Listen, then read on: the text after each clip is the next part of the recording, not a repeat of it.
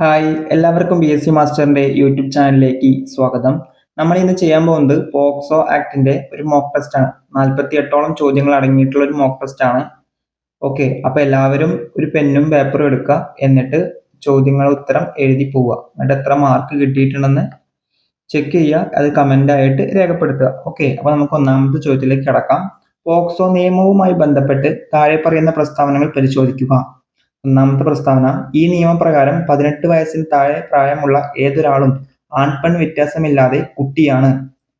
കുട്ടികളുടെ സംരക്ഷണം ഉൾക്കൊള്ളുന്ന കേന്ദ്ര മന്ത്രാലയം സാമൂഹ്യനീതി മന്ത്രാലയമാണ്. ഈ നിയമത്തിന് അന്നത്തെ ഇന്ത്യൻ പ്രസിഡന്റിൽ നിന്നും 2012 ജൂൺ 19 അംഗീകാരം ലഭിച്ചു. ശരിയായ പ്രസ്താവനകൾ ഏതൊക്കെയാണെന്ന ചോദ്യം. ഏതൊക്കെയാണ്? ഒന്നാമത്തെ പ്രസ്താവന എന്താണ്? 18 വയസ്സിന് താഴെ പ്രായമുള്ള ഏതൊരാളും ആൺപെൺ വ്യത്യാസമില്ലാതെ അല്ലെ കുട്ടിയാണ്. ശരിയാണ് അല്ലെ. പോക്സോ ആക്ടിലെ കുട്ടീന്റെ നിർവചനം ഇത് തന്നെയാണ്. രണ്ടാമത്തത്, കുട്ടികളുടെ സംരക്ഷണം ഉൾക്കൊള്ളുന്ന കേന്ദ്ര മന്ത്രാലയം സാമൂഹ്യനീതി മന്ത്രാലയമാണെന്നാണ് പറയുന്നത്. ആണോ? അല്ല. ഏതാണ്? വനിതാ ശിശു മന്ത്രാലയമാണ് അല്ലെ. അപ്പോ ഇത് തെറ്റായ പ്രസ്താവനയാണ്. മൂന്നാമത്തെ പ്രസ്താവന: ഈ നിയമത്തിന് അന്നത്തെ ഇന്ത്യൻ പ്രസിഡന്റിൽ നിന്നും 2012 ജൂൺ 19 അംഗീകാരം ലഭിച്ചത്. ശരിയാണല്ലേ. അപ്പോൾ ഏതാണ് ശരിയായ ഉത്തരം? 1ഉം 3ഉമാണ് ശരിയായ ഉത്തരം. ഓക്കെ അല്ലേ. പോക്സോ ആക്ട് നിലവിൽ വന്നത് എന്നാണ്? പോക്സോ ആക്ട് നിലവിൽ വന്നത് 2012 നവംബർ 14 അല്ലേ. നവംബർ 14. ഓക്കെ അല്ലേ. അത് തന്നെയല്ലേ ശിശുദിനം. നവംബർ 14 ശിശുദിനമാണ്. അതുപോലെ തന്നെ പ്രമേഹ രോഗദിനം അന്ന് തന്നെയാണ്. അത് ഓർത്തു വെക്കുക. ഓക്കെ. പിന്നെ പഠിക്കേണ്ടത്, പോക്സോ ആക്ടില് മൊത്തം എത്ര അധ്യായങ്ങളുണ്ട്? Total 9 അധ്യായങ്ങളാണ് POCSO ആക്ടിലുള്ളത്. 9 അധ്യായങ്ങൾ. എത്ര സെക്ഷൻസുകളുണ്ട്? 46 സെക്ഷൻസ് ആണ് എന്തിലുള്ളത്? പോക്സോ ആക്ടിൽ 46 സെക്ഷനുകളും 9 അധ്യായങ്ങളും ഉണ്ട്. നിലവിൽ വന്നത് 2012 നവംബർ 14 പ്രസിഡന്റിന്റെ അംഗീകാരം ലഭിച്ചത് നമ്മൾ പറഞ്ഞു 2012 ജൂൺ 19 ഓക്കെ അല്ലേ. രണ്ടാമത്തെ ചോദ്യം നോക്കാം. രണ്ടാമത്തെ ചോദ്യം: പോക്സോ ഭേദഗതി നിയമം 2019 ബന്ധപ്പെട്ട് തീയതികളിൽ തെറ്റായ ജോഡി ഏതാണ്?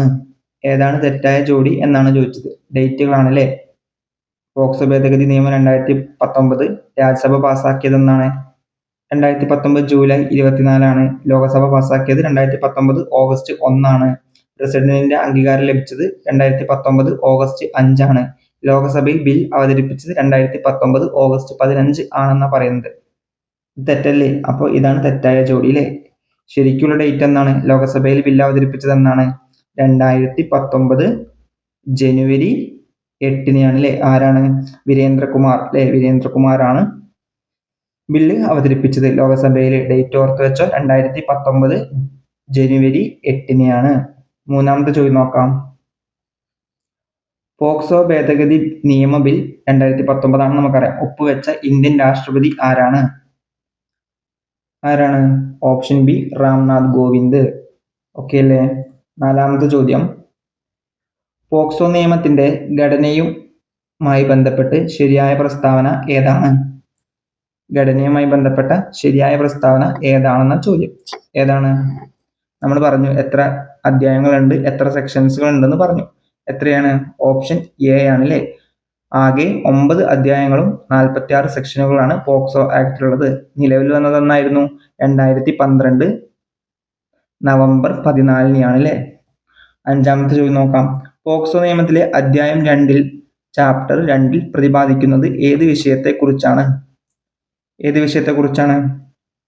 പോക്സോ നിയമത്തിലെ അധ്യായം 2 പറയുന്നത് ഏത് വിഷയത്തെ കുറിച്ചാണ്? ഓപ്ഷൻ ബി കുട്ടികൾക്കെതിരായ ലൈംഗിക അതിക്രമങ്ങളെ കുറിച്ചാണ് അല്ലേ. ആറാമത്തെ ചോദ്യം നോക്കാം. ലൈംഗിക കടന്നുകയറ്റത്തിലൂടെയുള്ള ആക്രമണത്തെക്കുറിച്ച് അതിനുള്ള ശിക്ഷയെക്കുറിച്ചും പ്രതിപാദിക്കുന്ന വകുപ്പുകൾ യഥാക്രമം ഏതെല്ലാം? ഏതൊക്കെ വകുപ്പുകളാണ് ലൈംഗിക കടന്നുകയറ്റത്തിലൂടെയുള്ള ആക്രമണത്തെക്കുറിച്ചും അതിന്റെ ശിക്ഷയെക്കുറിച്ചും പറയുന്നത്? ഏതാണ്? Option B section 3 section 4. അപ്പൊ നമ്മൾ പഠിച്ചു സെക്ഷൻ 3 എന്താണ്? സെക്ഷൻ 3 എന്ന് പറയുന്നത് ലൈംഗിക കടന്നുകയറ്റത്തിലൂടെയുള്ള ആക്രമണത്തെ കുറിച്ചാണ് സെക്ഷൻ 3. അതിന്റെ സെക്ഷനാണ് 4. ഓക്കെ അല്ലേ. നമ്മൾ പോക്സോ ആക്ട് പഠിക്കുമ്പോൾ ഒരു സിമ്പിൾ ട്രിക്ക് ഉണ്ട്. അതായത് നമുക്ക് പഠിക്കാനുള്ള സെക്ഷൻസുകൾ 3, 4 പഠിക്കാനുണ്ട്. അതുപോലെ തന്നെ 5ഉം 6ഉം പഠിക്കാനുണ്ട്. 7ഉം 8ഉം പഠിക്കാനുണ്ട്. അതുപോലെ തന്നെ 9ഉം 10ഉം പഠിക്കാനുണ്ട്. 11ഉം 12ഉം പഠിക്കാനുണ്ട്. 13ഉം 14ഉം നമുക്ക് പഠിക്കാനുണ്ട്. ഇതിൽ ഇരട്ട സംഖ്യകൾ വരുന്ന എല്ലാം പറയുന്നത് ശിക്ഷയെ കുറിച്ചാണ്. ഓക്കെ, ഇതൊക്കെ അതിന്റെ നിർവചനം അല്ലെങ്കിൽ അതിനെക്കുറിച്ച് പറയുന്നത്. അത് ഒറ്റ സംഖ്യ, ഇരട്ട സംഖ്യയാണെങ്കിൽ അത് ശിക്ഷയെ കുറിച്ചായിരിക്കും. ഓക്കെ അല്ലേ? അപ്പോൾ സെക്ഷൻ 3 എന്താണ്? ലൈംഗിക കടന്നുകയറ്റത്തിലൂടെയുള്ള ആക്രമണത്തെക്കുറിച്ച്. അപ്പോൾ സെക്ഷൻ എന്തായിരിക്കും? ലൈംഗിക കടന്നുകയറ്റത്തിലൂടെയുള്ള ആക്രമണത്തെ ആക്രമിക്കുന്നതിനുള്ള ശിക്ഷയെക്കുറിച്ച് അല്ലേ? ആക്രമിച്ചാലുള്ള ശിക്ഷയെക്കുറിച്ചാണ് ഏത് പറയുന്നത്? സെക്ഷൻ 4. ഓക്കെ അല്ലേ? 7ാമത്തെ ചോദ്യം നോക്കാം. 2019 ഭേദഗതി പ്രകാരം കൂട്ടിച്ചേർക്കപ്പെട്ട സെക്ഷൻ 4(2) പറയുന്ന കുറ്റകൃത്യവും ശിക്ഷയും ഏതാണ്? നമുക്ക് സെക്ഷൻ 3 നമ്മൾ പറഞ്ഞു എന്താണ്? ലൈംഗിക കടന്നുകയറ്റത്തിലൂടെയുള്ള ആക്രമണമാണ് അല്ലേ? അപ്പൊ 4 അതിന്റെ ശിക്ഷയെക്കുറിച്ചാണ് നമ്മൾ പറഞ്ഞു. ശിക്ഷ നമുക്ക് പഠിക്കാനുള്ളത് 3 ശിക്ഷകളാണ് നമുക്ക് അതിൽ പഠിക്കാനുള്ളത്. ഏതൊക്കെ അറിയാം? 4(1), 4(2), 4(3) നമുക്ക് പഠിക്കാനുണ്ട്. ഓക്കെ അല്ലേ? 4(1) എന്ന് പറയുന്നത് ലൈംഗിക കടന്നുകയറ്റം ചെയ്യുന്ന വ്യക്തിക്കുള്ള ശിക്ഷയാണ്. അതെന്ന് പറയുന്നത് 10 വർഷത്തിൽ കുറയാത്തതും ജീവപര്യന്തം വരെ ആകാവുന്ന തടവും അതുപോലെ തന്നെ പിഴശിക്ഷയും ആയിരിക്കും. ഓക്കെ, അപ്പൊ 10 വർഷത്തിൽ കുറയാത്തതും ജീവപര്യന്തം വരെയുള്ള ശിക്ഷയായിരിക്കും 4(1) പറയുന്നത്. എന്തിനുള്ള ശിക്ഷയാണ്? ലൈംഗിക കടന്നുകയറ്റത്തിലൂടെയുള്ള ആക്രമണത്തെക്കുറിച്ചുള്ള ശിക്ഷ അല്ലേ? ഇനി 4(2) എന്ന് പറയുന്നത് നമ്മൾ ഇര എന്ന് പറയുന്ന വ്യക്തി 16 വയസ്സിന് താഴെയാണെങ്കിൽ അതിനുള്ള ശിക്ഷയെ കുറിച്ചിട്ടാണ്. അങ്ങനെ 16 വയസ്സിന് താഴെയുള്ള കുട്ടികൾക്ക് നേരെ ലൈംഗിക കടന്നുകയറ്റത്തിലുള്ള അതിക്രമങ്ങൾ നടത്തുന്നവർക്കുള്ള ശിക്ഷയെ കുറിച്ചിട്ടാണ് 4(2) പറയുന്നത്. എന്താണ്? 20 വർഷം അല്ലെ? 20 വർഷത്തിൽ കുറയാത്തതും ജീവപര്യന്തം വരെയുള്ള തടവായിരിക്കും. 4(3) പറയുന്നത് എന്താണ്?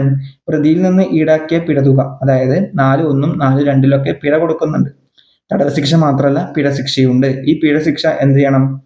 പ്രതിയിൽ നിന്ന് ഈടാക്കിയ പിഴത്തുക അതിക്രമത്തിന് ഇരയായവരുടെ ചികിത്സ ചെലവുകൾക്ക് ഉപയോഗിക്കണം എന്നാണ് 4(3) പറയുന്നത്. ഓക്കെ അല്ലേ? അപ്പൊ നമുക്ക് ഈ ചോദ്യം നോക്കാം. 2019 ഭേദഗതി പ്രകാരം കൂട്ടിച്ചേർക്കപ്പെട്ട സെക്ഷൻ 4(2) പറയുന്ന കുറ്റകൃത്യവും ശിക്ഷയും ഏതാണ്? നമ്മൾ പറഞ്ഞു 4(2) എന്തായിരുന്നു?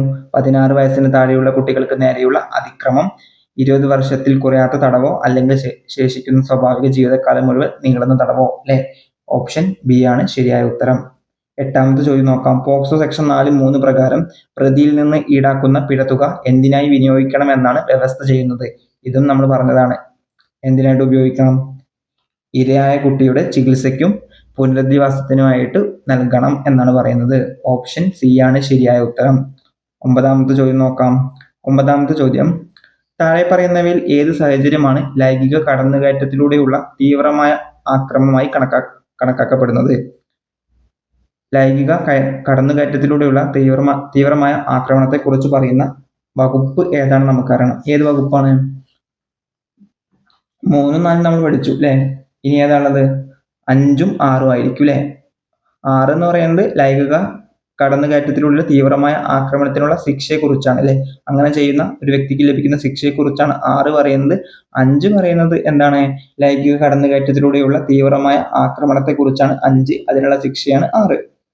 ഇരട്ട സംഖ്യയാണല്ലോ 6. ഇരട്ട സംഖ്യ വരുന്നതൊക്കെ എന്തായിരിക്കും? ശിക്ഷയായിരിക്കും. 14 വരെ കേട്ടോ. 3 മുതൽ 14 വരെയുള്ളൂ ഈ റൂള്. ഓക്കെ അല്ലേ? നമുക്ക് നോക്കാം. ഇതുമായി ബന്ധപ്പെട്ട് നമ്മൾ പറഞ്ഞത് എന്താണ്? ശരിയായവ കണ്ടെത്താനാണ് നമ്മൾ പറഞ്ഞത് അല്ലെ? വായിച്ചു നോക്കാം. ഓരോ പ്രസ്താവനയും വായിച്ചു നോക്കാം. പോലീസ് ഓഫീസർ തന്റെ ഔദ്യോഗിക കൃത്യനിർവഹണത്തിനിടയിലോ അല്ലാതെയോ കുറ്റകൃത്യം ചെയ്താൽ, സായുധ സേനയിലെ അംഗം തന്നെ വിന്യസിച്ചിരിക്കുന്ന പ്രദേശ പരിധിക്കുള്ളിൽ വെച്ച് കുറ്റകൃത്യം ചെയ്താൽ, ജയിൽ പ്രൊട്ടക്ഷൻ ഹോം ജീവനക്കാർ അവിടെയുള്ള കുട്ടികളോട് അതിക്രമം നടത്തിയാൽ, ഏതാണ്? 1, 2, 3 അല്ലെ? എല്ലാം എന്താണ്?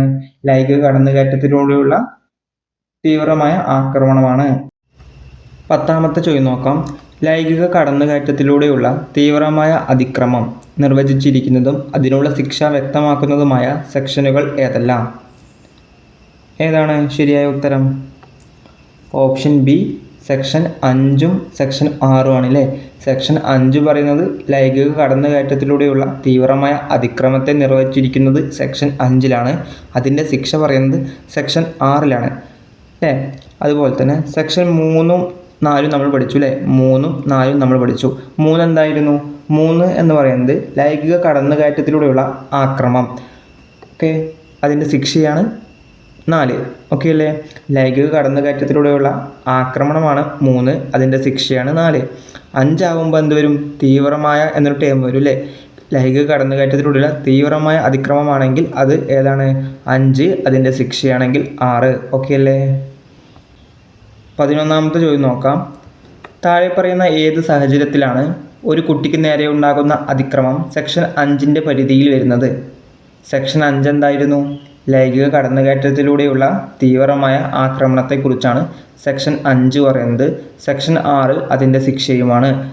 സെക്ഷൻ 5ൻ്റെ പരിധിയിൽ വരുന്നത് ഏതൊക്കെയാണെന്നാണ് ചോദിച്ചത്. അതായത് തീവ്രമായ ആക്രമണം, താഴെ പറയുന്നതിൽ തീവ്രമായ ആക്രമണം ഏതൊക്കെയാണെന്നാണ് ചോദിച്ചത്. ഒന്നാമത്തത്, അതിക്രമത്തിൻ്റെ ഫലമായി പെൺകുട്ടി ഗർഭിണിയായാൽ. ശരിയാണല്ലേ? അതെന്താണ്? തീവ്രമായ ആക്രമണമാകും. ലൈംഗിക കടന്നുകയറ്റത്തിലൂടെയുള്ള തീവ്രമായ ആക്രമണമാകും. അതിക്രമത്തിലൂടെ കുട്ടിക്ക് HIV അല്ലെങ്കിൽ മാരകമായ അണുബാധകൾ പകരാൻ കാരണമായാൽ അതേതാണ്? അത് ഓപ്ഷൻ ബി, അതും ശരിയാണ്. 12 വയസ്സിന് താഴെ പ്രായമുള്ള കുട്ടിയെ ലൈംഗിക കടന്നുകയറ്റത്തിലൂടെ വിധേയമാക്കിയാൽ, അതും ശരിയാണ്. അപ്പോൾ ഓപ്ഷൻ ഡി ആണ്, മുകളിൽ പറഞ്ഞവയെല്ലാം സാഹചര്യങ്ങളിലും. 12ാമത്തെ ചോദ്യം നോക്കാം. ഒരു വ്യക്തി കുട്ടിയെ ലൈംഗിക കടന്നുകയറ്റത്തിന് വിധേയമാക്കുകയും കൊലപ്പെടുത്താൻ ശ്രമിക്കുകയും ചെയ്താൽ അത് ഏത് വകുപ്പ് പ്രകാരമാണ് കുറ്റകരമാകുന്നത്? ഏത് വകുപ്പ് പ്രകാരമാണ്? ഓപ്ഷൻ ബി, സെക്ഷൻ 5 ആണല്ലേ? സെക്ഷൻ 5 പ്രകാരം നിർവചിക്കപ്പെട്ട കുറ്റത്തിന് സെക്ഷൻ 6 പ്രകാരമാണ് അല്ലേ ശിക്ഷ ലഭിക്കുക? ഓക്കെ അല്ലേ? സെക്ഷൻ 5 എന്തായിരുന്നു? ലൈംഗിക കടന്നുകയറ്റത്തിലൂടെയുള്ള തീവ്രമായ ആക്രമണത്തെക്കുറിച്ചാണ്. അതിൻ്റെ ശിക്ഷ 6ലാണ്, മറന്നു പോകരുത്. 13ാമത്തെ ചോദ്യം. പോക്സോ നിയമവുമായി ബന്ധപ്പെട്ട് താഴെ പറയുന്ന പ്രസ്താവനകളിൽ തെറ്റായ പ്രസ്താവന കണ്ടെത്താനാണ് പറഞ്ഞത് അല്ലേ? തെറ്റായ പ്രസ്താവനയാണ്. ഓപ്ഷൻ എ, വർഗീയ ലഹളകളുടെയോ പ്രകൃതി ദുരന്തങ്ങളുടെയോ സമയത്ത് കുട്ടികൾക്ക് നേരെ നടക്കുന്ന ലൈംഗിക അതിക്രമങ്ങൾ തീവ്രമായ കുറ്റകൃത്യമായി കണക്കാക്കും. കുട്ടിയുമായി രക്തബന്ധമുള്ളവരോ ദത്തെടുക്കാൻ വഴി ബന്ധമുള്ളവരോ അതിക്രമം നടത്തിയാൽ അത് സെക്ഷൻ 5ൻ്റെ പരിധിയിൽ വരും. കുട്ടിയെ പൊതുസ്ഥലത്ത് നഗ്നയാക്കുകയോ നഗ്നാക്കി നടത്തിക്കുകയോ ചെയ്യുന്നത് സാധാരണ ലൈംഗിക അതിക്രമമാണ്. മുൻപ് ഏതെങ്കിലും ലൈംഗിക കുറ്റകൃത്യത്തിന് ശിക്ഷിക്കപ്പെട്ട വ്യക്തി വീണ്ടും കുറ്റം ആവർത്തിച്ചാൽ അത് തീവ്രമായ അതിക്രമമായി കണക്കാക്കും. ഏതാണ് ശരിയായ ഉത്തരം? അല്ല, ഓപ്ഷൻ തെറ്റാണല്ലോ ചോദിച്ചത്. തെറ്റായ ഓപ്ഷൻ ഏതാണെന്ന് ചോദിച്ചത്. ഏതാണ്? ഓപ്ഷൻ സി ആണല്ലേ? അതായത് എന്താ പറയുന്നത്? സെക്ഷൻ 5 പ്രകാരം തീവ്രമായ ലൈംഗിക അതിക്രമത്തിൻ്റെ പരിധിയിലാണ് ഏത് വരുന്നത്? കുട്ടിയെ പൊതുസ്ഥലത്ത് നഗ്നയാക്കുകയോ നഗ്നയാക്കി നടത്തിക്കുകയോ ചെയ്യുന്നത് തീവ്രമായ ലൈംഗിക അതിക്രമമാണല്ലേ? അതിൻ്റെ ശിക്ഷ എന്താണ്? 6ലാണ് പറയുന്നത്. 14ാമത്തെ ചോദ്യം. പോക്സോ നിയമത്തിലെ സെക്ഷൻ 6(1) പ്രകാരം തീവ്രമായ ലൈംഗിക കടന്നുകയറ്റം നടത്തുന്ന വ്യക്തിക്ക് 2019 ഭേദഗതി പ്രകാരം ലഭിക്കാവുന്ന ശിക്ഷ ഏതാണ്? ഏത് ശിക്ഷയാണ് 6(1) പ്രകാരം ലഭിക്കാവുന്നത്? ഏതാണ്? ഓപ്ഷൻ ബി, 20 വർഷത്തിൽ കുറയാത്ത കഠിന തടവും പിഴയും അല്ലെങ്കിൽ വധശിക്ഷയും. 15ാമത്തെ ചോദ്യം. പോക്സോ നിയമത്തിലെ സെക്ഷൻ 7, 8 എന്നിവ പ്രതിപാദിക്കുന്നത് ഏത് വിഷയത്തെക്കുറിച്ചാണ്? പോക്സോ നിയമത്തിലെ സെക്ഷൻ 7, 8 എന്നിവ പ്രതിപാദിക്കുന്നത് ഏത് വിഷയത്തെക്കുറിച്ചാണ്? ഏതാണ്? ഓപ്ഷൻ ബി, ലൈംഗിക ആക്രമണവും അതിനുള്ള ശിക്ഷയും കുറിച്ചിട്ടാണ് അല്ലേ? ഇപ്പം നമ്മൾ പ്രധാനപ്പെട്ട ഏതൊക്കെ പഠിച്ചു? 3ഉം 4ഉം പഠിച്ചു, 5ഉം 6ഉം പഠിച്ചു, ഇപ്പം ഇതാ 7ഉം 8ഉം പഠിച്ചു. ഇതെല്ലാം ശിക്ഷയാണ് ഇത് പറയുന്നത് എന്ന് മാത്രം നിങ്ങൾ ഓർത്ത് വെച്ചാൽ മതി. 3 എന്താണ്? ലൈംഗിക കടന്നുകയറ്റത്തിലൂടെയുള്ള ആക്രമണത്തെക്കുറിച്ച്. ലൈംഗിക കടന്നുകയറ്റത്തിലുള്ള തീവ്ര ആക്രമണമാണെങ്കിൽ അത് 5, ലൈംഗിക ആക്രമണമാണെങ്കിൽ അത് 7. ഓക്കെ അല്ലേ? 16ാമത്തെ ചോദ്യം. ലൈംഗിക ചിന്തയോടെ ഒരു കുട്ടിയുടെ ശരീരത്തിലെ സ്വകാര്യ ഭാഗങ്ങളിൽ സ്പർശിക്കുന്നത് കുറ്റകരമാണെന്ന് വ്യവസ്ഥ ചെയ്യുന്ന പോക്സോ വകുപ്പ് ഏതാണ്? ഏതാണ്? ഓപ്ഷൻ സി, സെക്ഷൻ 7 ലൈംഗിക ആക്രമണമാണ്. 17ാമത്തെ ചോദ്യം. സെക്ഷൻ 8 പ്രകാരം ഒരു കുട്ടിയെ ലൈംഗിക അതിക്രമത്തിന് വിധേയമാക്കുന്ന വ്യക്തിക്ക് ലഭിക്കുന്ന ശിക്ഷാ കാലാവധി എത്രയാണ്? ഓപ്ഷൻ ബി, 3 മുതൽ 5 വർഷം വരെ തടവ് ശിക്ഷയും പിഴയുമാണ്. 18ാമത്തെ ചോദ്യം. തീവ്രമായ ലൈംഗിക ആക്രമണം നിർവചിച്ചിരിക്കുന്നതും അതിനുള്ള ശിക്ഷ വ്യക്തമാക്കുന്നതുമായ സെക്ഷനുകൾ യഥാക്രമം ഏതെല്ലാമാണ്? ഓപ്ഷൻ ബി, സെക്ഷൻ 9ഉം 10ഉം. ഇപ്പം നമ്മൾ ഏതൊക്കെ പഠിച്ചു? ഇടയ്ക്കിടയ്ക്ക് റിവിഷൻ അടിക്കണേ. 3ഉം 4ഉം പഠിച്ചു, 5ഉം 6ഉം പഠിച്ചു, 7ഉം 8ഉം പഠിച്ചു, ഇപ്പോൾ ഇതാ 9ഉം 10ഉം പഠിച്ചു. ഇതെല്ലാം ഇതിൻ്റെ ശിക്ഷകളാണ്. 4, 6, 8, 10 ശിക്ഷകളാണ്. എന്നാൽ ഇതാണ് നമ്മൾ പഠിക്കേണ്ടത്. 3 എന്താണ്, 5 എന്താണ്, 7 എന്താണ്, 9 എന്താണ്, സെക്ഷനുകൾ പറയുന്നത് എന്താണ് നമ്മൾ പഠിക്കേണ്ടത്. നമ്മൾ എന്താണ് 3 എന്തായിരുന്നു? 3 എന്ന് പറയുന്നത് ഏതായിരുന്നു? ലൈംഗിക കടന്നുകയറ്റത്തിലൂടെയുള്ള ലൈംഗിക ആക്രമണത്തെക്കുറിച്ചാണ് 3 പറയുന്നത്. 7 പറയുന്നത് എന്തായിരുന്നു? ലൈംഗിക കടന്നുകയറ്റത്തിലൂടെയുള്ള തീവ്രമായ ആക്രമണത്തെക്കുറിച്ചാണ് 7 പറയുന്നത്. 5 പറയുന്നത് 7 പറയുന്നത് ലൈംഗിക ആക്രമണത്തെക്കുറിച്ചാണ് 7 പറയുന്നത്.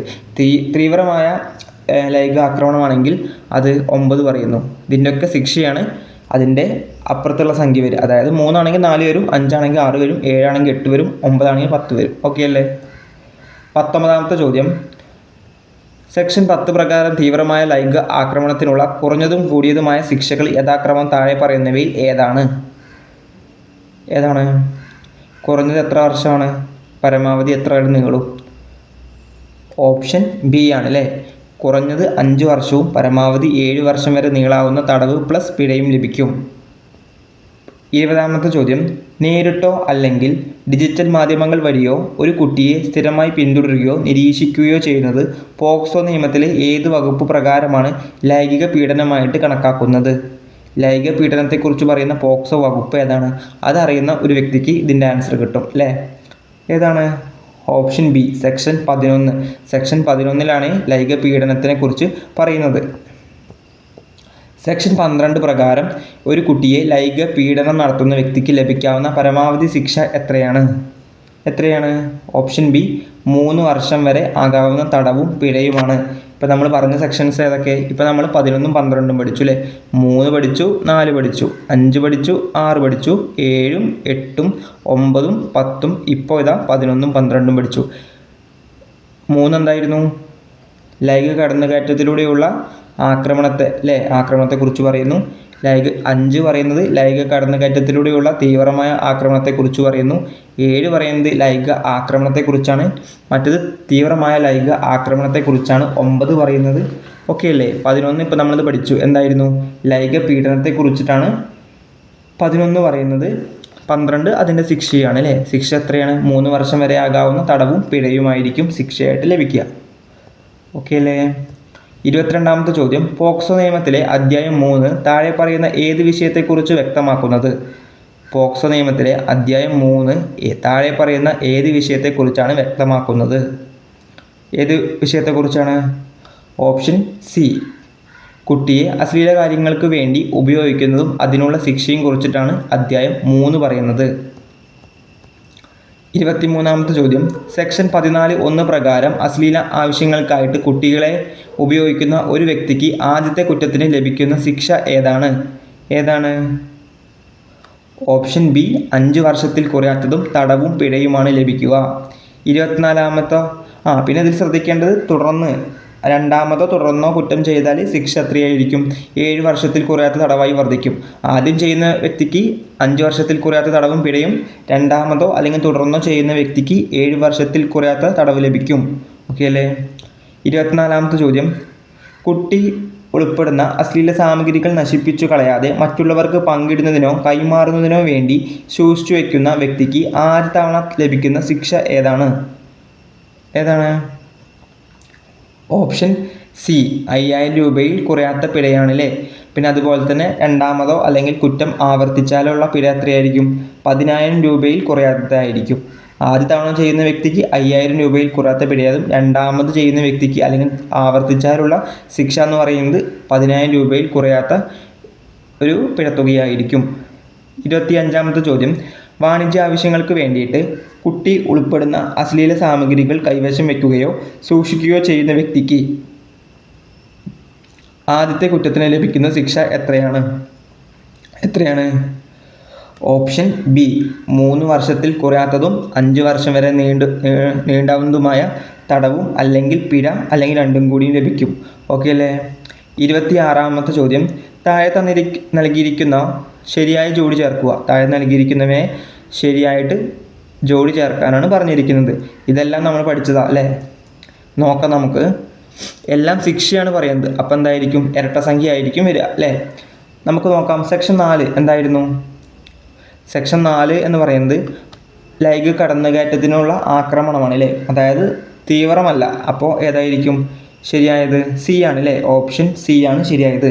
സെക്ഷൻ 6 എന്തായിരുന്നു? തീവ്രമായ ലൈംഗിക കടന്നുകയറ്റത്തിനുള്ള ശിക്ഷ. അപ്പോൾ ഏതായിരിക്കും? ഓപ്ഷൻ എ ആണ്. മൂന്നാമത്തത് സെക്ഷൻ 10 പറഞ്ഞിരിക്കുന്നത്. 10 എന്താണ്? 10 എന്ന് പറയുന്നത് തീവ്രമായ ലൈംഗിക ആക്രമണത്തിനുള്ള ശിക്ഷയെക്കുറിച്ചാണ്.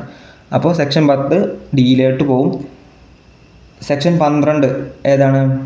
പിന്നെ ബാക്കിയുള്ളത് നോക്കിയാൽ മതി. ലൈംഗിക പീഡനമാണ് അല്ലേ. 11 ലൈംഗിക പീഡനത്തെക്കുറിച്ചാണ് പറയുന്നത്. അപ്പോൾ 12 എന്ന് പറയുന്നത് ലൈംഗിക പീഡനത്തിനുള്ള ശിക്ഷയെക്കുറിച്ചായിരിക്കും. അപ്പോൾ ഓട്ടോമാറ്റിക് 12 ബിയിലോട്ട് പോകും. ശരിയായ ഉത്തരം ഏതാണ്? 1 സി വന്നു, 2 എ വന്നു, 3 ഡി വന്നു, 4 ബി വന്നു. അപ്പോൾ ശരിയായത് ഓപ്ഷൻ എ ആണല്ലേ ശരിയായ ഉത്തരം. ഓക്കെ അല്ലേ. 27ാമത്തെ ചോദ്യം. പോക്സോ നിയമത്തിലെ സെക്ഷൻ 16, 17 എന്നിവ പ്രതിപാദിക്കുന്നത് ഏത് വിഷയത്തെക്കുറിച്ചാണ്? പോക്സോ നിയമത്തിലെ സെക്ഷൻ 16ഉം 17ഉം എന്നിവ പ്രതിപാദിക്കുന്നത് ഏത് വിഷയത്തെക്കുറിച്ചാണ്? ഏതാണ്? ഓപ്ഷൻ ബി കുറ്റകൃത്യം ചെയ്യാനുള്ള പ്രേരണയും അതിനുള്ള ശിക്ഷയും കുറിച്ചിട്ടാണ് സെക്ഷൻ 16ഉം 17ഉം പറയുന്നത്. 28ാമത്തെ ചോദ്യം. ഒരു കുട്ടിക്കെതിരെ പോക്സോ നിയമപ്രകാരമുള്ള കുറ്റകൃത്യം നടക്കാൻ സാധ്യതയുണ്ടെന്ന് ഒരു വ്യക്തിക്ക് ആശങ്കയുണ്ടായാൽ സെക്ഷൻ 19 പ്രകാരം ആ വിവരം ആദ്യം അറിയിക്കേണ്ടത് ആരെയാണ്? നമുക്ക് ഏതൊക്കെ ഓപ്ഷൻസ് നോക്കാം. ലോകസഭാ സ്പീക്കറെ. തെറ്റല്ലേ. ലോകസഭാ സ്പീക്കറിനെ അറിയിക്കണം. വേണ്ട. ലോക്കൽ പോലീസിനെ, സ്പെഷ്യൽ ജുവലൈൻ പോലീസ് യൂണിറ്റിനെ അല്ലേ. ഇവ രണ്ടുമാണ് അല്ലേ. അപ്പോൾ ഏതൊക്കെയാണ്? 2ഉം 3ഉം. 2ഉം 3ഉം വരുന്ന ഓപ്ഷൻ ഏതൊക്കെയാണ്? ഓപ്ഷൻ ബി 2ഉം 3ഉം എന്നിവരെ മാത്രം. ഓക്കെ അല്ലേ. അപ്പോൾ നമുക്കൊന്ന് റിവിഷൻ അടിച്ചാലോ. പോക്സോ ആക്ട് നിലവിൽ വന്നതെന്നാണ്? 2012 നവംബർ 14 അല്ലേ നിലവിൽ വന്നത്. ഓക്കെ അല്ലേ. പിന്നെ അതുപോലെ തന്നെ ഏറ്റവും പ്രധാനപ്പെട്ടത് എന്തായിരുന്നു? കുട്ടികളുടെ സംരക്ഷണം ഉൾക്കൊള്ളുന്ന മന്ത്രാലയം ഏതാണ്? വനിതാ ശിശു ക്ഷേമമാണ് അല്ലേ. വനിതാ ശിശു ക്ഷേമമാണ്, ഓർത്ത് വെച്ചേക്കുക. പിന്നെ പോക്സോ ആക്ട് പ്രസിഡന്റ് അംഗീകരിച്ചതെന്നാണ്? 2012 ജൂൺ 19 ജൂൺ 19 നിലവിൽ വന്നത്. നവംബർ 14 ഓർത്ത് വെച്ചേക്കുക. പോക്സോ ആക്ട് പ്രകാരം കുട്ടി എന്നത് പറയുന്നത് എത്ര വയസ്സിന് താഴെയുള്ളതാണ്? 18 വയസ്സിന് താഴെയുള്ള വ്യക്തികളെയാണ് കുട്ടി എന്ന നിർവചനത്തിൽ പറയുന്നത്. ആൺപെൺ വ്യത്യാസമില്ലാതെ കേട്ടോ, അത് ഓർത്ത് വെക്കണം. ആൺപെൺ വ്യത്യാസമില്ലാതെ. പിന്നെ ആർക്കാണ് ഒരു പോക്സോ കേസ് റിപ്പോർട്ട് ചെയ്യാൻ കഴിയുക? കുട്ടിക്ക് മാത്രമാണോ? അല്ലല്ലേ. മാതാപിതാക്കൾക്ക് കൊടുക്കാം, സർക്കാർ ഉദ്യോഗസ്ഥർക്ക് കൊടുക്കാം, ചൈൽഡ് ലൈന് കൊടുക്കാം, ഡോക്ടർ, ആശുപത്രി ജീവനക്കാർക്ക് കൊടുക്കാം, അധ്യാപകർക്ക് കൊടുക്കാം, പൊതുപ്രവർത്തകർക്കൊക്കെ എന്താണ് പോക്സോ കേസ് റിപ്പോർട്ട് ചെയ്യാൻ കഴിയും. ഓക്കെ അല്ലേ. പിന്നെ നമ്മൾ പഠിച്ചത് പോക്സോ നിയമത്തിലെ അധ്യായങ്ങളുടെ എണ്ണം എത്രയാണ്? അധ്യായങ്ങൾ 9 സെക്ഷനുകൾ പറയുന്നത് 46. ഓക്കെ അല്ലേ. പിന്നെ നമുക്ക് പഠിക്കേണ്ടത് പിന്നെ പോക്സോ ഇ ബോക്സ് എന്ന് പറഞ്ഞ സംഭവമുണ്ട് അല്ലേ. അതെന്താണ്? പോക്സോ ഇ ബോക്സ് എന്ന് പറഞ്ഞാൽ കുട്ടികൾക്ക് നേരെ ഉണ്ടാകുന്ന അതിക്രമങ്ങൾ സംബന്ധിച്ച പരാതികൾ ഓൺലൈനായിട്ട് നൽകാൻ വേണ്ടി കേന്ദ്ര സർക്കാർ ആരംഭിച്ചൊരു പദ്ധതിയാണ് പോക്സോ ഇ ബോക്സ്. ഓക്കെ അല്ലേ. പോക്സോ ഇ ബോക്സ് ആരംഭിച്ചതെന്നാണ്? 2016 ഓഗസ്റ്റ് 26 കേട്ടോ. August 26 2016 August 26 POCSO e box ആരംഭിച്ചത്. ഇത്ര കാര്യങ്ങളൊന്ന് ഓർത്ത് വയ്ക്കുക. 29ാമത്തെ ചോദ്യം നോക്കാം. പോക്സോ കേസുകൾ റിപ്പോർട്ട് ചെയ്യുന്നതുമായി ബന്ധപ്പെട്ട് താഴെ പറയുന്ന പ്രസ്താവനകളിൽ ശരിയായത് ഏതാണ്? ഓപ്ഷൻ എ ഒരു കുട്ടി നൽകുന്ന പരാതി പോലീസ് ഔദ്യോഗിക നിയമ ഭാഷയിൽ മാത്രമേ എഴുതി തയ്യാറാക്കാവൂ.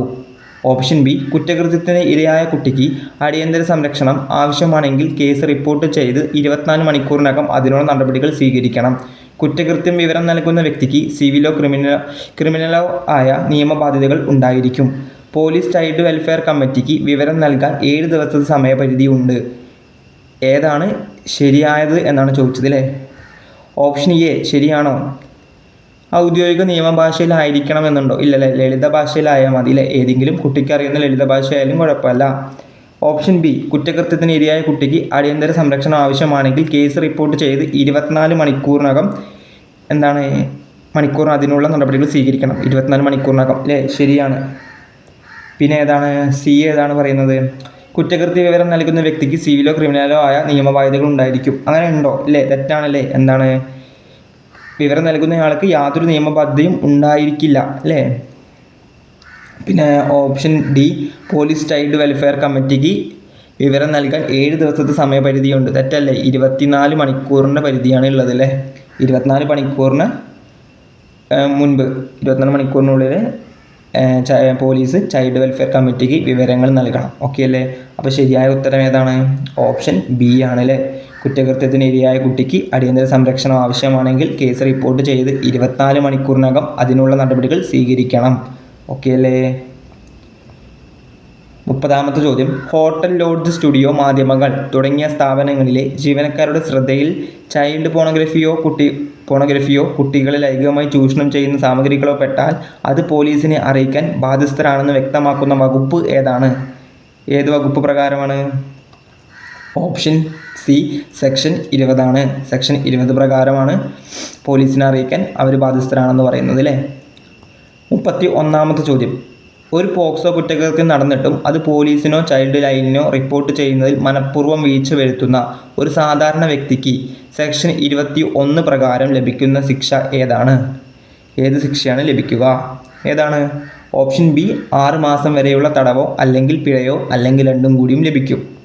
32ാമത്തെ ചോദ്യം, ഒരു സ്ഥാപനത്തിൻ്റെ തലവൻ തൻ്റെ കീഴിലുള്ള ജീവനക്കാരൻ ഒരു കുട്ടിയോട് ലൈംഗിക അതിക്രമം കാണിച്ചത് അറിഞ്ഞിട്ടും അത് റിപ്പോർട്ട് ചെയ്യാൻ വീഴ്ച വരുത്തിയാൽ അയാൾക്ക് ലഭിക്കുന്ന ശിക്ഷ എത്രയാണ് ലഭിക്കുക? ഓപ്ഷൻ ബി ആണല്ലേ, 1 വർഷം വരെയാകാവുന്ന തടവ് ശിക്ഷയും പിഴയുമായിരിക്കും. 33ാമത്തെ ചോദ്യം, ഒരാളെ അപമാനിക്കാനോ ഭീഷണിപ്പെടുത്താനോ വേണ്ടി പോക്സോ നിയമത്തിലെ വകുപ്പുകൾ പ്രകാരം വ്യാജ പരാതിയോ വ്യാജ വിവരമോ നൽകുന്ന ഒരു മുതിർന്ന വ്യക്തിക്ക് സെക്ഷൻ 22 പ്രകാരം ലഭിക്കുന്ന ശിക്ഷ എന്താണ്? ചോദ്യം ശ്രദ്ധിക്കണേ. ഒരാളെ അപമാനിക്കാനോ ഭീഷണിപ്പെടുത്താനോ വേണ്ടി പോക്സോ നിയമത്തിലെ വകുപ്പുകൾ പ്രകാരം വ്യാജ പരാതിയോ വ്യാജ വിവരമോ നൽകുന്ന ഒരു മുതിർന്ന വ്യക്തിക്ക് സെക്ഷൻ 22 പ്രകാരം ലഭിക്കുന്ന ശിക്ഷ ഏതാണ്? ഓപ്ഷൻ എ, 6 മാസം തടവോ പിഴയോ അല്ലെങ്കിൽ ഇവ രണ്ടും കൂടിയും. ഇവിടെ മുതിർന്ന വ്യക്തിക്കാണല്ലേ. ഇവിടെ എന്താണ്, ഇത്തരത്തിൽ വ്യാജ വിവരം നൽകുന്നത് ഒരു കുട്ടിയാണെങ്കിൽ ആ കുട്ടിക്ക് യാതൊരുവിധ ശിക്ഷയും നൽകാൻ പാടില്ല എന്നാണ് പോക്സോ ആക്ട് 2012 പറയുന്നത്. മുതിർന്ന വ്യക്തിയാണെങ്കിൽ അയാൾക്ക് സെക്ഷൻ 22 പ്രകാരം ശിക്ഷ ലഭിക്കും. 6 മാസം തടവോ പിഴയോ അല്ലെങ്കിൽ ഇവ രണ്ടും കൂടി ലഭിക്കും.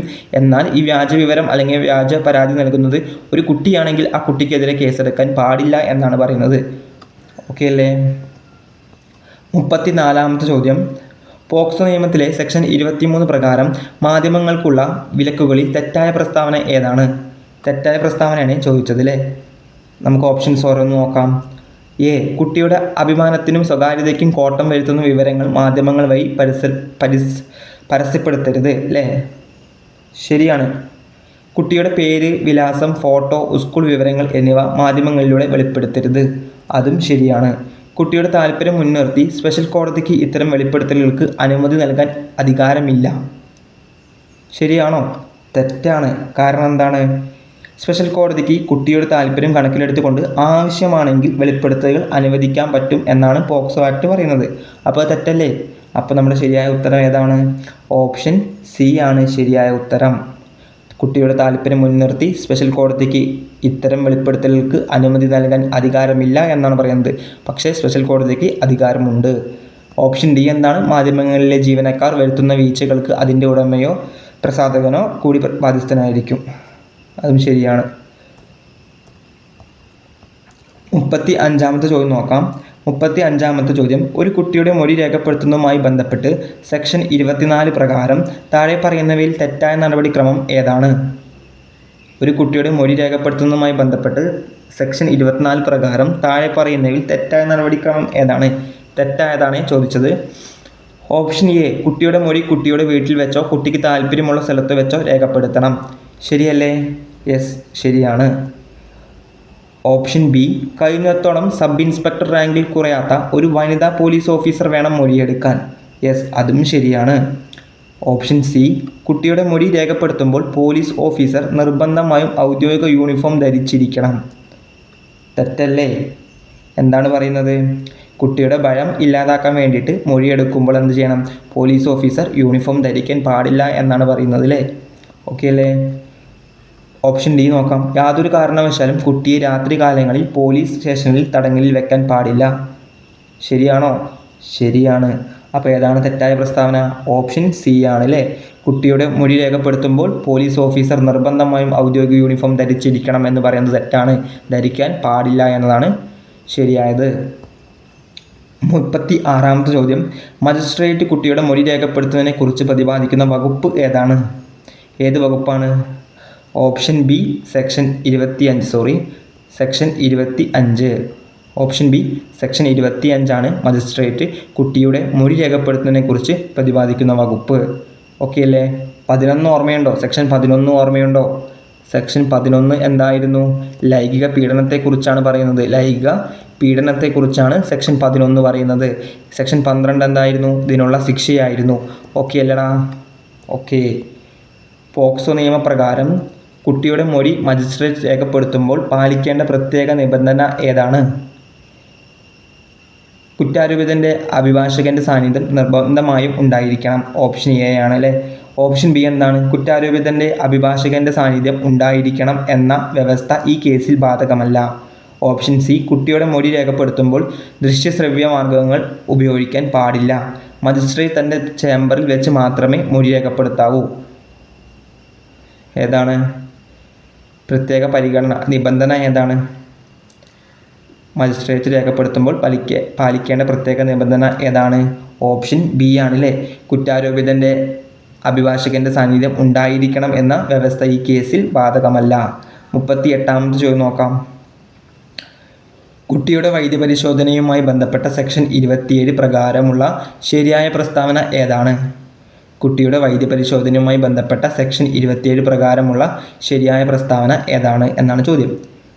ഒന്നാമത്തെ സ്റ്റേറ്റ്മെൻറ്റ്, FIR രജിസ്റ്റർ ചെയ്തിട്ടില്ലെങ്കിലും കുട്ടിയെ വൈദ്യപരിശോധനയ്ക്ക് വിധേയമാക്കാവുന്നതാണ്. രണ്ടാമത്തെ പ്രസ്താവന, ഒരു പെൺകുട്ടിയാണെങ്കിൽ വൈദ്യപരിശോധന നടത്തേണ്ടത് ഒരു വനിതാ ഡോക്ടറായിരിക്കണം. മൂന്നാമത്തെ സ്റ്റേറ്റ്മെൻറ്റ്, വൈദ്യപരിശോധന കുട്ടിയുടെ രക്ഷിതാക്കളുടെയോ കുട്ടിക്ക് വിശ്വാസമുള്ള വ്യക്തിയുടെയോ സാന്നിധ്യത്തിലായിരിക്കണം. ശരിയായ പ്രസ്താവനകൾ ഏതൊക്കെയാണെന്നാണ് ചോദ്യം. ശരിയായതാണ് ചോദിച്ചത്. നമുക്ക് നോക്കാം. FIR രജിസ്റ്റർ ചെയ്തിട്ടില്ലെങ്കിലും കുട്ടിയെ വൈദ്യപരിശോധനയ്ക്ക് വിധേയമാക്കാവുന്നതാണ്. ശരിയാണ്. രണ്ടാമത്തെ പ്രസ്താവന, ഒരു പെൺകുട്ടിയാണെങ്കിൽ വൈദ്യപരിശോധന നടത്തേണ്ടത് ഒരു വനിതാ ഡോക്ടറായിരിക്കണം. അതും ശരിയാണ്. മൂന്നാമത്തത്, വൈദ്യപരിശോധന കുട്ടിയുടെ രക്ഷിതാക്കളുടെയോ കുട്ടിക്ക് വിശ്വാസമുള്ള വ്യക്തിയുടെയോ സാന്നിധ്യത്തിലായിരിക്കണം. അതും ശരിയാണ്. 3 പ്രസ്താവനകളും ശരിയാണ് അല്ലേ. ഓപ്ഷൻ ഡി 1, 2, 3 ശരിയാണ്. ഇതിൽ ശ്രദ്ധിക്കേണ്ടത് കുട്ടിയുടെ വൈദ്യപരിശോധനയുമായി ബന്ധപ്പെട്ട സെക്ഷൻ ഏതാണെന്ന് ഓർത്തു വെക്കണം. സെക്ഷൻ 27 കുട്ടിയുടെ വൈദ്യപരിശോധനയുമായി ബന്ധപ്പെട്ട സെക്ഷൻ 27. ഓക്കെ അല്ലേ? 39ാമത്തെ ചോദ്യം നോക്കാം. പോക്സോ നിയമത്തിൻ്റെ സമയപരിധിയുമായി ബന്ധപ്പെട്ട താഴെ പറയുന്ന വസ്തുതകൾ പരിശോധിക്കുക. ഒന്നാമത്തത്, പോക്സോ നിയമപ്രകാരം കുറ്റകൃത്യം നടന്ന് ഇത്ര ദിവസത്തിനകം പരാതി നൽകണമെന്ന് യാതൊരു സമയപരിധിയും നിഷ്കർഷിക്കുന്നില്ല. രണ്ടാമത്തത്, ഒരാൾ കുട്ടിയായിരുന്നപ്പോൾ, അതായത് 18 വയസ്സിന് താഴെ പ്രായമുണ്ടപ്പോൾ നേരിട്ട ലൈംഗിക അതിക്രമത്തെക്കുറിച്ച് മുതിർന്ന വ്യക്തിയായ ശേഷവും ഏത് പ്രായത്തിലും പരാതി നൽകാം എന്നാണ് പറയുന്നത്. മൂന്നാമത്തത്, 2012 നവംബർ 14 മുമ്പ് നടന്ന സംഭവങ്ങൾക്കും പോക്സോ നിയമപ്രകാരം മുൻകാല പ്രാബല്യമായി നടപടിയെടുക്കാം. ഇവയിൽ തെറ്റായ പ്രസ്താവന ഏതാണെന്ന് ചോദിച്ചത്. ഏതാണ്? ഓപ്ഷൻ നമുക്ക് നോക്കാം അല്ലേ. ഒന്നാമത്തത്, പോക്സോ നിയമപ്രകാരം കുറ്റകൃത്യം നടന്ന് ഇത്ര ദിവസത്തിനകം പരാതി നൽകണമെന്ന് യാതൊരു സമയപരിധിയും നിഷ്കർഷിക്കുന്നില്ല. ഇല്ല.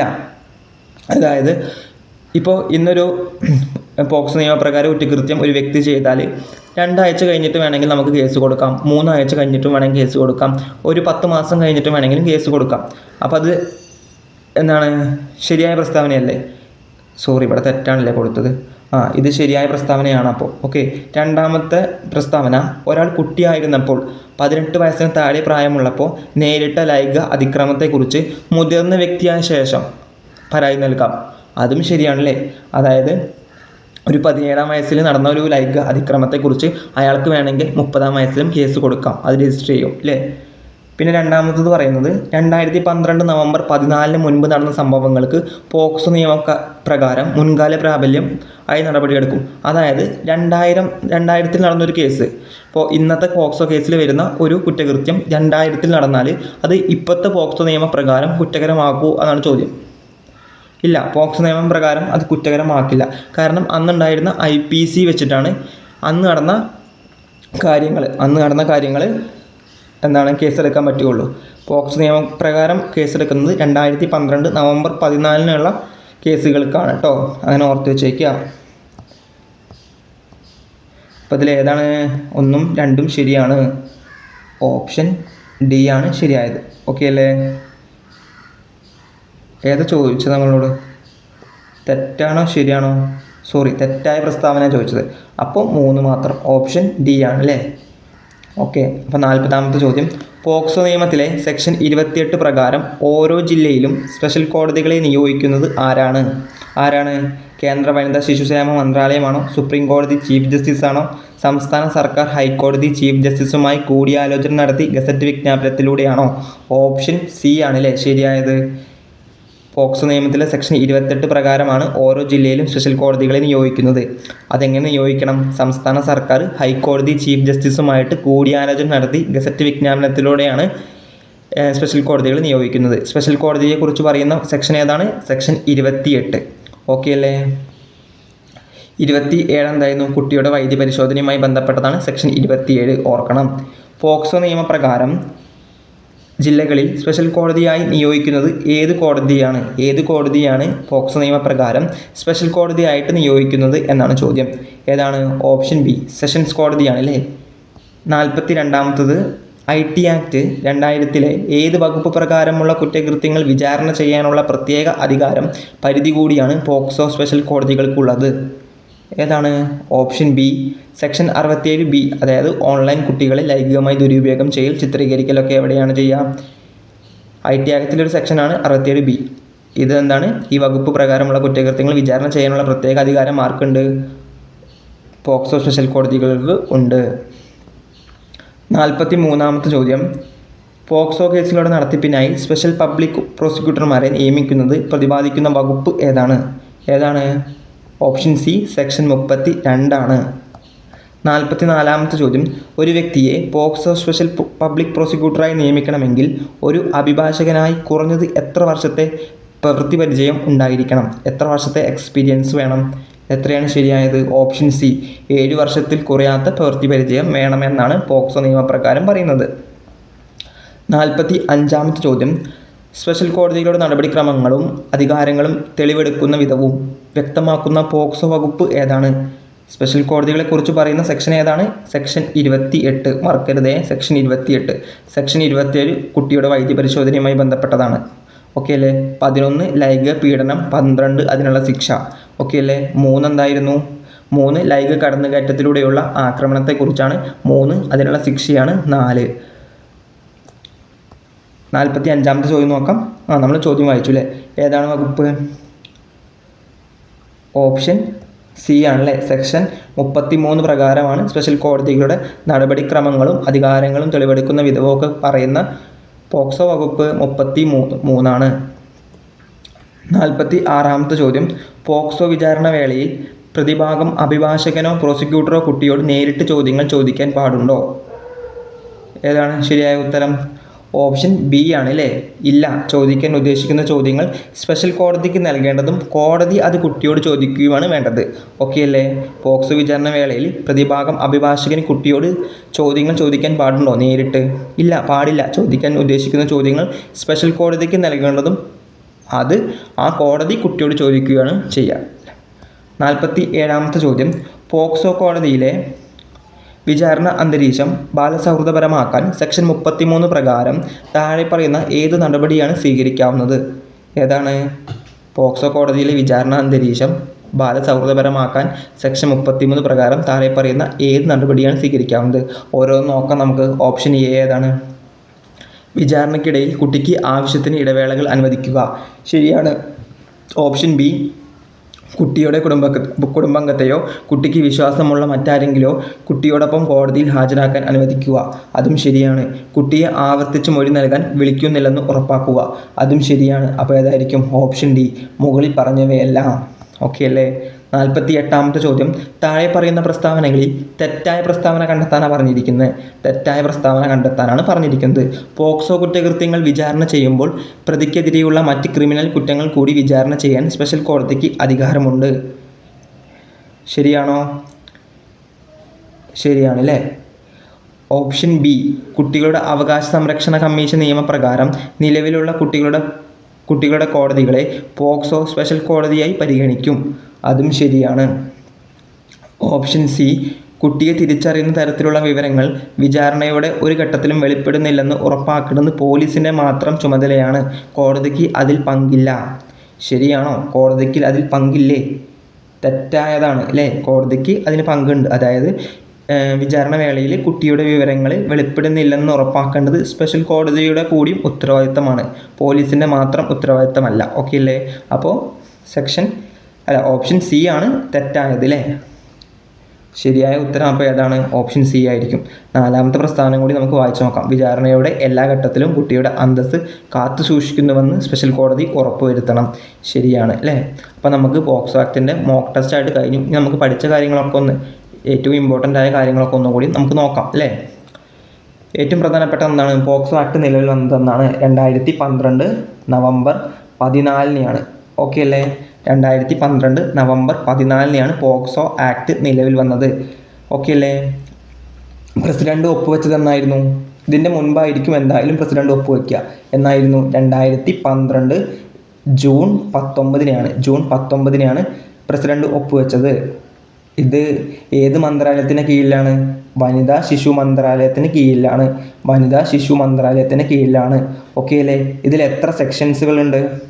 46 സെക്ഷൻസുകളുണ്ട്. 46 സെക്ഷൻസുകളുണ്ട്. എത്ര അധ്യായങ്ങളുണ്ട്? എത്ര ചാപ്റ്റേഴ്സ് ഉണ്ടെന്നാണ് പറയുന്നത്? ചാപ്റ്റേഴ്സ് 9 ഉണ്ടെന്നാണ് പറയുന്നത്. കുട്ടി എന്ന് പറയുന്നത് എത്ര വയസ്സിന് താഴെയുള്ളതാണ്? 18 വയസ്സിന് താഴെയുള്ളവരാണ് കുട്ടി. അല്ലെങ്കിൽ 18 വയസ്സിന് താഴെയുള്ള ഏതൊരു വ്യക്തിയും കുട്ടി എന്ന നിർവചനത്തിൽ ഉൾപ്പെടുന്നു. ആൺ പെൺ വ്യത്യാസമില്ലാതെ എന്ന് ഓർക്കണം. പിന്നെ ആർക്കൊക്കെ പോക്സോ കേസ് റിപ്പോർട്ട് ചെയ്യാൻ കഴിയും? മാതാപിതാക്കൾക്ക് പറ്റും, അതുപോലെ തന്നെ സർക്കാർ ഉദ്യോഗസ്ഥർക്ക് പറ്റും, ചൈൽഡ് ലൈനിന് പറ്റും, സ്കൂൾ അതോറിറ്റി പറ്റും, അതുപോലെ തന്നെ ഹോസ്റ്റൽ ജീവനക്കാർക്ക് പറ്റും, അധ്യാപകർക്ക് പറ്റും, പൊതുപ്രവർത്തകർക്ക് പറ്റും. ഇതൊക്കെ ഓർത്ത് വയ്ക്കുക. പിന്നെ പോക്സോ കേസുമായി ബന്ധപ്പെട്ട പരാതി നൽകേണ്ടത് ആർക്കാണ്? ലോക്കൽ പോലീസിന് കൊടുക്കാം, അതുപോലെ തന്നെ സ്പെഷ്യൽ ജുവലൈൻ പോലീസ് യൂണിറ്റിന് കൊടുക്കാം, ചൈൽഡ് വെൽഫെയർ കമ്മിറ്റിക്ക് കൊടുക്കാം, അതുപോലെ തന്നെ ചൈൽഡ് ലൈനിന് കൊടുക്കാം അല്ലേ. ഇതൊക്കെ പറ്റും. അതുപോലെ തന്നെ ചൈൽഡ് ലൈനിൻ്റെ ടോൾ ഫ്രീ നമ്പർ ഓർത്ത് വെച്ചേക്കുക. എത്രയാണ്? 1098 അല്ലേ. 1098 ചൈൽഡ് ലൈനിൻ്റെ ടോൾ ഫ്രീ നമ്പർ ഓർത്ത് വയ്ക്കുക. പിന്നെ നമ്മൾ ഏറ്റവും പ്രധാനപ്പെട്ടത് ബാലവേല നിരോധന നിയമപ്രകാരം കുട്ടികളായി കണക്കാക്കപ്പെടുന്നത് എത്ര വയസ്സിന് താഴെയാണ്? അത് 14 വയസ്സിന് താഴെയാണ്. പോക്സോ ആക്ട് പ്രകാരം 18 വയസ്സിന് താഴെയാണ് കുട്ടിയായി കണക്കാക്കുന്നത്. ബാലവേല നിരോധന നിയമപ്രകാരം കുട്ടികളായി കണക്കാക്കുന്നത് 14 വയസ്സിന് താഴെയാണ്. പിന്നെ പോക്സോ ഭേദഗതി എന്നായിരുന്നു? 2019 ഓർത്ത് വെച്ചേക്കുക. ഓക്കെ അല്ലേ. പിന്നെ